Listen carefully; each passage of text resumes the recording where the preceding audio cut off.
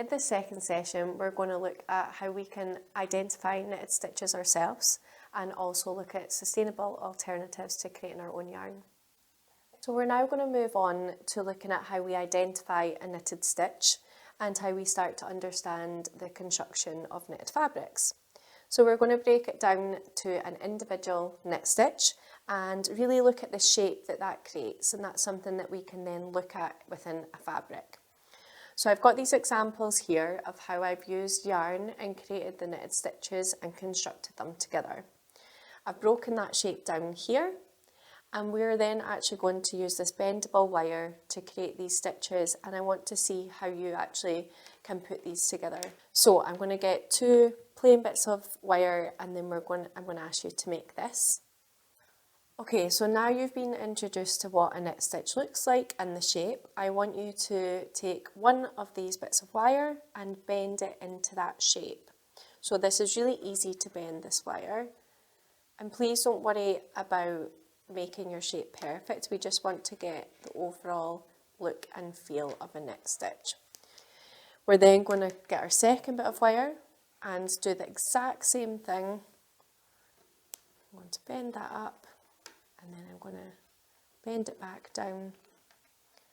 And don't worry, this isn't totally symmetrical, but we just want to get the understanding of how we create them. So now I want you to take both these and join them together, combine them to then start producing a knitted fabric like this. So you can see how the yellow yarn comes in, it goes under the oatmeal, goes over again, does a loop, goes under, and goes on to the next stitch. So I want you to basically take the bottom stitch and it's going to give the top stitch a hug. So I want to put the arms around it, and that's it going the exact same as my example here. So we've got the yarn coming in, going under, over, doing your loop round, over, then under. And this is now actually your knitted stitches joined together. So when we're creating our stitches, you'll start to notice that we have knit stitches on the front and purl stitches on the back. And as we have our examples here with just the two wire stitches that you've put together, this is the front stitches here, and this is the back stitches here. So you'll notice that they look different. Because these are only individual stitches together, it's hard to see them as a full fabric.